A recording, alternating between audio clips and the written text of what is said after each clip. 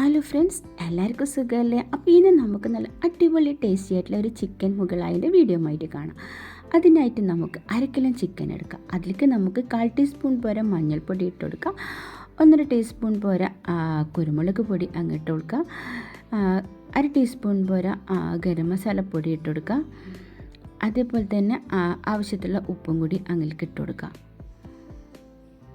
ഇനി നമുക്കിത് കൈ ഉപയോഗിച്ച് നന്നായിട്ട് ഒന്ന് മിക്സ് ചെയ്തെടുക്കാം. അപ്പം നമ്മുടെ ചിക്കനിലേക്ക് നമ്മുടെ ഈ ഒരു മസാലക്കൂട്ടൊക്കെ നന്നായിട്ട് പിടിക്കണം. നമുക്കൊരു 10 മിനിറ്റ് റെസ്റ്റ് ചെയ്യാൻ വെച്ചതിന് ശേഷം ഒരു പാനിലേക്ക് നമുക്ക് ഓയിൽ ഒഴിച്ച് കൊടുത്ത് നമ്മുടെ ഈ ഒരു ചിക്കനൊക്കെ ഒന്ന് നല്ല കളർ മാറുന്നത് വരെ ഒന്ന് പൊരിച്ചെടുക്കാം. അപ്പോൾ ഒരു സൈഡ് അങ്ങ് മുരിഞ്ഞ് വന്നാൽ അത് മറിച്ചിട്ടിട്ട് മറ്റേ സൈഡും കൂടി നമുക്ക് മുരിച്ചെടുക്കാം. അങ്ങനെ നമ്മുടെ ചിക്കൻ നന്നായിട്ട് മുരിഞ്ഞ് വന്നിട്ടുണ്ട്. നമുക്ക് ആ പാനിൽ നിന്ന് അത് എടുത്തിട്ട് ഒരു പ്ലേറ്റിലേക്ക് അങ്ങ് മാറ്റി കൊടുക്കാം. ഇനി നമുക്കൊരു വേറൊരു പാൻ അങ്ങ് എടുക്കാം. അതിലേക്ക് നമ്മൾ നേരത്തെ പൊരിച്ചെടുത്തിട്ടുള്ള ചിക്കൻ്റെ ഒരു നെയ്യില്ലേ, ആ നെയ്യ് നമുക്ക് അങ്ങ് ഒഴിച്ചു കൊടുക്കാം. അതിലേക്ക് നമുക്ക് ഒരു ഉള്ളി ചെറുതായിട്ട് അരിഞ്ഞത് അതങ്ങ് ഇട്ട് കൊടുക്കാം. അതൊക്കെ നന്നായിട്ട് ഇളക്കിയിട്ട് അതൊന്ന് വഴറ്റിയെടുക്കാം. അപ്പം നമ്മുടെ ഉള്ളി നന്നായിട്ട് വഴണ്ടി വരുന്ന സമയത്തേക്ക് നമുക്ക് ഇതിലേക്ക് ഇഞ്ചി വെളുത്തുള്ളി പേസ്റ്റ് ഇതൊക്കെ അങ്ങ് ചേർത്ത് കൊടുക്കണം. അപ്പോൾ 1 ടീസ്പൂൺ പോലെ നമുക്ക് ഈ പേസ്റ്റൊക്കെ ഇതിലേക്ക് അങ്ങ് ചേർത്ത് കൊടുക്കാം. അതേപോലെ തന്നെ ഇതിലേക്ക് ആവശ്യത്തിലുള്ള ഉപ്പും കൂടി ഇട്ട് കൊടുത്ത് 1 ടീസ്പൂൺ പോരാ മുളക് പൊടി ഇട്ട് കൊടുക്കുക.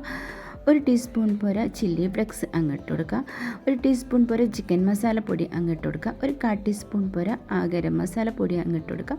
1/4 ടീസ്പൂൺ പോരാ മഞ്ഞൾപ്പൊടിയും കൂടി ഇട്ട് കൊടുക്കുക. എന്നിട്ട് നമ്മുടെ ഈ എണ്ണയിൽ തന്നെ നമ്മുടെ ഈ ഒരു മസാലക്കൂട്ടൊക്കെ നന്നായിട്ട് ഇളക്കിയിട്ട് അതിൻ്റെ പച്ചമണമൊക്കെ ഒന്ന് മാറ്റിയെടുക്കാം. ഇനി നമുക്ക് ഇതിലേക്ക് ഒരു 2 തക്കാളി പേസ്റ്റ് പോലെ അരച്ചെടുത്തിട്ട് അതും ഇതിലേക്ക് നമുക്ക് ചേർത്ത് കൊടുക്കാം. ഇനി നമുക്ക് ഇത് എല്ലാം കൂടി നന്നായിട്ട് ഒന്ന് ഇളക്കി മിക്സ് ചെയ്തെടുക്കാം. ഈ ഒരു സമയത്തേക്ക് തന്നെ ഒരു 10-15 അണ്ടിപ്പരിപ്പ് തിളച്ച വെള്ളത്തിൽ ഒന്ന് കുതിരാൻ വെച്ച് കൊടുക്കണം. അപ്പോൾ അത് ആദ്യം വെച്ച് കൊടുക്കണം. അപ്പോൾ അത് മറന്നുപോയതുകൊണ്ടാണ് പകുതിക്ക് ഈ ഒരു സമയത്തേക്ക് അത് ചെയ്തത്. അതായിരുന്നു കുതിരട്ടല്ലേ. അപ്പം നമ്മുടെ ഈ ഒരു മസാലയിലേക്ക് നമ്മൾ നേരത്തെ ഫ്രൈ ആക്കിയിട്ടുള്ള ചിക്കനിൽ അത് മൊത്തമായിട്ട് ഇട്ട് കൊടുത്തിട്ട് നമ്മുടെ ഈ ചിക്കനിലേക്കൊക്കെ മസാല നന്നായിട്ട് ഒന്ന് മിക്സ് ചെയ്തിട്ട് പിടിപ്പിച്ച് കൊടുക്കുക.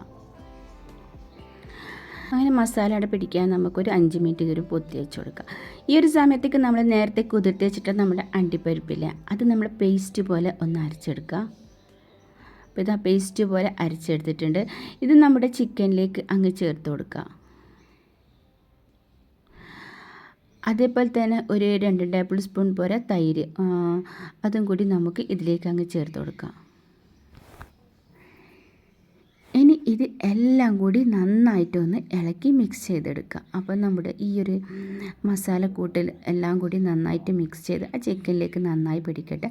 അപ്പം നമ്മൾ നേരത്തെ അണ്ടിപ്പരിപ്പ് അരച്ചിട്ടുള്ള ആ ഒരു മിക്സിൻ്റെ ജാറിൽ കുറച്ച് വെള്ളം ഒഴിച്ചിട്ട് അതും കൂടി ഒന്ന് ഇതിലേക്ക് അങ്ങ് ഒഴിച്ചെടുക്കുന്നുണ്ട്. അപ്പോൾ കുറച്ച് ചാറിന് വേണ്ടിയിട്ടാണ് അങ്ങനെ ചെയ്യുന്നത്.